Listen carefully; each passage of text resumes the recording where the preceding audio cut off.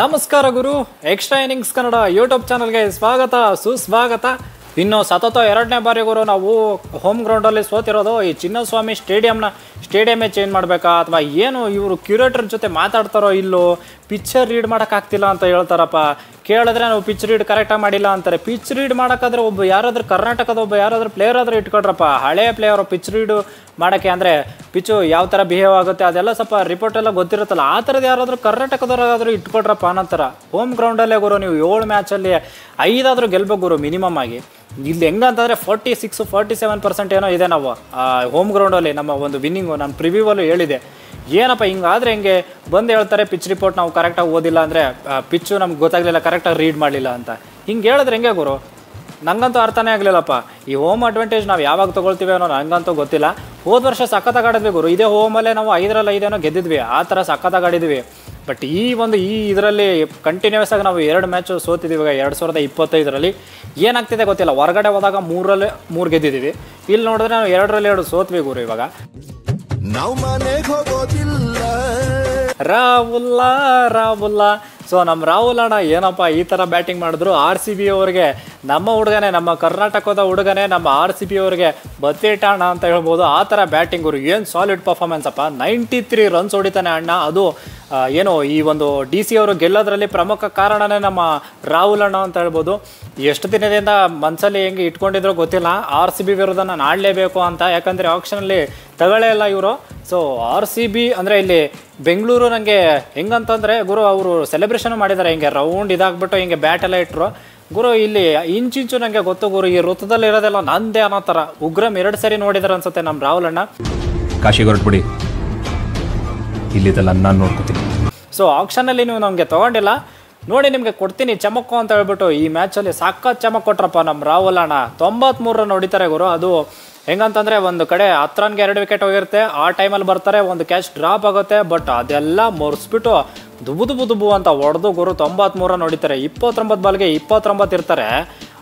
ಮೇಲಿಂದ ಸ್ಟಾರ್ಟ್ ಮಾಡ್ತಾರೆ ಗುರು. ಅದು ಮಳೆ ಬಂದಾಗಂತೂ ಅಣ್ಣಂಗೆ ಏನಾಗುತ್ತೆ ಅನ್ನೋ ಗೊತ್ತಿಲ್ಲ. DLS ಮೆಥಡು ಅದು ಇದು ಏನೋ ತಲೆಯಲ್ಲಿ ಬರುತ್ತೆ ಅನ್ಸುತ್ತೆ. ಹೆಂಗೆ ಹೊಡಿತಾರೆ ಅಪ್ಪ ಆ ಟೈಮಲ್ಲಿ. ಒಂದೊಂದು ಶಾರ್ಟ್ಸು ನೋಡಿದ್ರು ಏನಪ್ಪ ರಾಹುಲ್ ಅಣ್ಣನ ಹೆಂಗಾದ್ರೂ ಗುರು ಔಟ್ ಮಾಡ್ತೀರಾ ನೀವು ಅಂತ. ಕ್ಯಾಚ್ ಅಂತೂ ಬಿಡಲೇಬೇಡಿ ಗುರು ಲೈಫಲ್ಲಿ ಅನ್ನೋ ಥರ ಅಪ್ಪ. ಆ ಥರ ಬ್ಯಾಟಿಂಗ್ ಮಾಡಿದ್ರು ರಾಹುಲ್ ಅವರು. ಆ್ಯಂಡ್ ಈ ಕಡೆ DC ಕಡೆ ಬರೋದಾದರೆ DC ಅವರು ಏನಪ್ಪ ಇದು 4ರಲ್ಲಿ 4 ಗೆದ್ರಪ್ಪ. ಇವಾಗ ಪಾಯಿಂಟ್ಸ್ ಟೇಬಲಲ್ಲಿ ನಂಬರ್ 2 ಅಲ್ಲಿದ್ದಾರೆ ಅವರು. ನಾವು ಪಾಯಿಂಟ್ಸ್ ಟೇಬಲಲ್ಲಿ ನಂಬರ್ 3 ಇದ್ದೀವಿ. ಬಟ್ ನಮಗೆ ನೆಟ್ ತುಂಬ ಡೆಂಟ್ ಆಯಿತು ಗುರು. +0 ಪಾಯಿಂಟ್ ಏನೋ ಒಂದೇನೋ ಇದ್ರೆ 0.10 ಸಮಥಿಂಗ್ ಏನೋ ಇತ್ತು. ಬಟ್ ಇವಾಗ +0.5 ಬಂದ್ವಿ. ಸೊ 0.5 ನಾವು ಅಲ್ಲೇ ನಮಗೆ ಏನು ಹೊಡ್ತಾ ಬಿತ್ತು ಅಂತ ಹೇಳ್ಬೋದು ಗುರು. ಇನ್ನು ಸಮರಿಗೆ ಬರೋದಾದರೆ ನಾವು ಲೈವಲ್ಲಿ ಆಲ್ರೆಡಿ ಎಲ್ಲ ಡಿಸ್ಕಸ್ ಮಾಡಿದ್ದೀವಿ. ಶಾರ್ಟ್ ಆ್ಯಂಡ್ ಸ್ವೀಟಾಗಿ ಇಲ್ಲಿ ಹೇಳ್ಬಿಡ್ತೀನಿ. ಏನಪ್ಪ ಅಂದರೆ ಸಿಂಪಲು, ಇಲ್ಲಿ ಟಾಸ್ ಗೆದ್ದವ್ರು ಆಬ್ವಿಯಸ್ಲಿ ಬೌಲಿಂಗೇ ತೊಗೋತಾರೆ.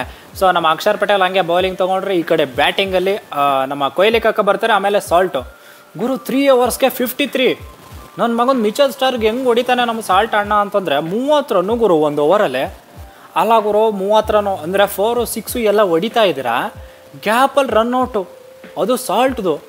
ಆ ಒಂದು ರನ್ಔಟಿಂದ ಇಡೀ ಮ್ಯಾಚ್ ಪಂದ್ಯನೇ ದಿಕ್ಕೆ ಬದಲಾಯಿಸ್ಬಿಡ್ತಲ್ಲಪ್ಪ ಅನ್ನೋ ಥರ ಆಗ್ಬಿಡ್ತು ಗುರು. ಆಘಾತನ ತಡ್ಕೊಳ್ಳೋಷ್ಟು ಶಕ್ತಿ ನನ್ನಲ್ಲಿಲ್ಲ. ಏನಪ್ಪ ರನ್ಔಟ್ ಏನಕ್ಕೆ ಬೇಕಾಗಿತ್ತು ಅಂತ ನನಗಂತೂ ಅರ್ಥನೇ ಆಗಲಿಲ್ಲಪ್ಪ. ನೀವು 6, 4 ಎಲ್ಲ ಹೊಡಿತಾ ಇದ್ದೀರಪ್ಪ, ಸಿಂಗಲ್ ಏನಕ್ಕೆ ಬೇಕು ಗುರು? ಏನು ಸಿಂಗಲ್ ತೊಗೊಂಡ್ರೆ ನಿಮಗೆ ಕಪ್ಪೆ ಕೊಡ್ತಾರ? ಗೊತ್ತಿಲ್ಲ ಯಾಕೆ ಸಿಂಗಲ್ ತೊಗೊಂಡ್ರು, ಸಿಂಗಲ್ ತೊಗೊಳಕ್ಕೆ ಹೋದ್ರು, ಅಲ್ಲಿ ಏನಾಯ್ತೋ ಗೊತ್ತಿಲ್ಲ.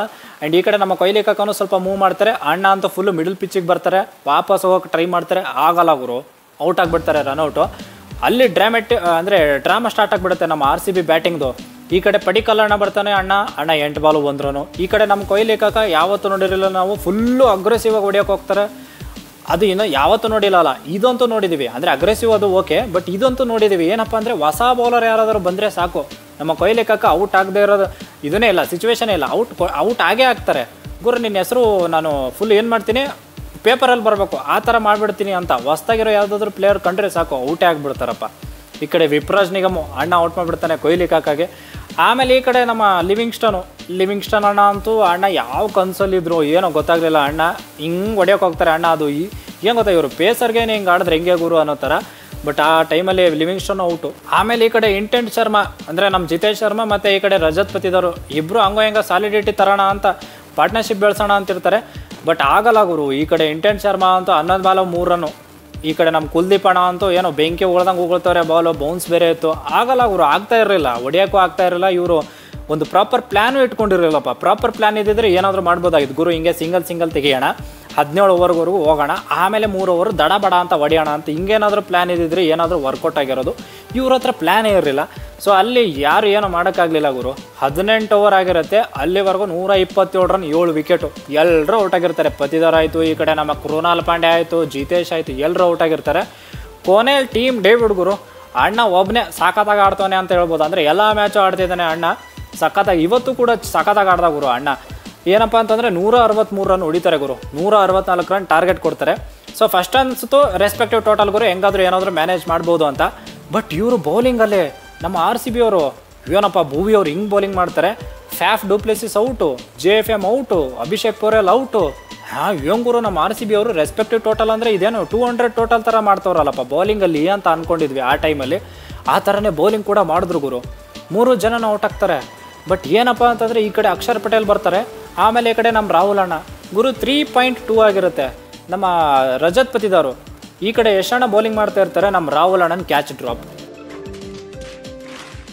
5 ರನ್ ಆಗಿರುತ್ತೆ, ಆವಾಗಲೇ ಕ್ಯಾಚ್ ಡ್ರಾಪು. 5 ರನ್ಗೆ ಹೋಗ್ಬೇಕಾಗಿರೋ ನಮ್ಮ ರಾಹುಲ್ ಅಣ್ಣ ನಮಗೆ ಬತ್ತಿ ಇಟ್ಬಿಟ್ಟು 93 ರನ್ ಹೊಡಿತಾರೆ ನಮ್ಮ ಅಣ್ಣ ರಾಹುಲ್ ಅಣ್ಣ. ಇನ್ನೊಂದು ಸರಿ ಹೇಳ್ತಾ ಇದ್ದೀನಿ ಕಣ್ರಪ್ಪ, ರಾಹುಲ್ ಅಣ್ಣ ಹೊಡೆದು ತುಂಬ ಖುಷಿಯಾಗಿದೆ. ಬಟ್ ನಮಗೆ RCBಗೆ ಸ್ವಲ್ಪ ಪಾಯಿಂಟ್ಸ್ ಬೇಕಾಗಿತ್ತು ಗುರು, 2 ಪಾಯಿಂಟ್ಸ್ ತುಂಬ ಇಂಪಾರ್ಟೆಂಟ್ ಆಗುತ್ತೆ. ಸೊ ಈ ಕಡೆ ನಮ್ಮ ಅಕ್ಷರ್ ಪಟೇಲು ಗ್ಯಾಪಲ್ಲಿ ಔಟ್ ಆಗ್ತಾರೆ. 10 ಓವರ್ಗೆ 66 ರನ್, 4 ವಿಕೆಟ್ ಇರ್ತಾರೆ ಇವರು. ಆಮೇಲೆ ಸ್ಟಪ್ಸು ಮತ್ತು ನಮ್ಮ ರಾಹುಲ್ ಅಣ್ಣ ಏನು ಮಾಡಿದ್ರು ಅಂತ ನಿಮಗೆ ಗೊತ್ತಿರುತ್ತೆ. ಗ್ಯಾಪಲ್ಲಿ ಮಳೆ ಬೇರೆ ಬಂತು, ದುಬು ಅಂತ ಸಣ್ಣ ಹನಿ ಅಂತ ಮಳೆ ಬರ್ತಾ ಇದೆ.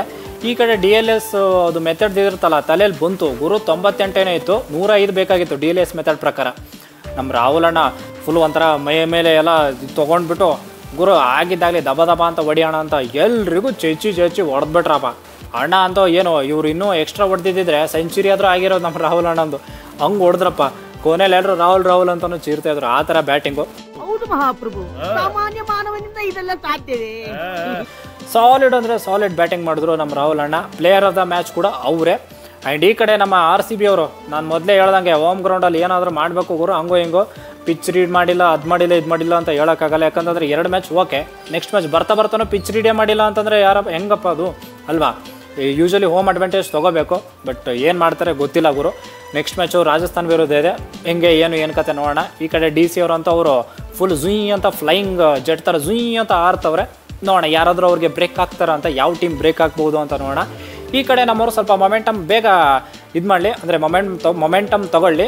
ಗೆಲುವಿನ ಮೊಮೆಂಟಮ್ ಗುರು, ಸೋಲಿಂದಲ್ಲ, ಗೆಲುವಿನ ಮೊಮೆಂಟಮ್ ತೊಗೊಳ್ಳಿ, ಸ್ವಲ್ಪ ಸ್ಪೀಡಾಗಿ ಹೋಗಲಿ ಇವರು ಕೂಡ ಅಂತ ಹೇಳ್ತಾ ಈ ಒಂದು ರಿವ್ಯೂ ವಿಡಿಯೋ ನಿಮಗೆ ಇಷ್ಟ ಆದರೆ ಪ್ಲೀಸ್ ಲೈಕು, ಶೇರು, ಸಬ್ಸ್ಕ್ರೈಬು ಮಾಡ್ರಪ್ಪ. ಆ್ಯಂಡ್ ಕಮೆಂಟ್ ಬಾಕ್ಸಲ್ಲಿ ತಿಳಿಸಿ ಗುರು ಈ ಮ್ಯಾಚ್ ಬಗ್ಗೆ ಏನು ಅನ್ನಿಸ್ತು ನಿಮಗೆ ಅಂತ. ರಾಹುಲ್ ಅವ್ರ ಬ್ಯಾಟಿಂಗ್ ಬಗ್ಗೆ ಹೇಳ್ರಪ್ಪ. ಆಮೇಲೆ ನಮ್ಮ ಬ್ಯಾಟಿಂಗು ಗೊತ್ತಲ್ಲ, ರನ್ಔಟ್ ಆದಮೇಲೆ ಏನೇನಾಯಿತು ಅದ್ರ ಬಗ್ಗೆನೂ ಸ್ವಲ್ಪ ಏನಾದರೂ ಹೇಳಂಗಿದ್ರೆ ಪ್ಲೀಸ್ ಕಮೆಂಟ್ ಬಾಕ್ಸಲ್ಲಿ ತಿಳಿಸಿ. ಕಮೆಂಟ್ಸ್ ಎಲ್ಲ ಓದ್ತೀನಿ, ಆಮೇಲೆ ರಿಪ್ಲೈ ಕೂಡ ಮಾಡ್ತೀನಿ ಅಂತ ಹೇಳ್ತಾ that's it for the day. Bye, ಜೈ ಕರ್ನಾಟಕ. ಮತ್ತೆ ಭೇಟಿಯಾಗೋಣ. ನಮಸ್ಕಾರ.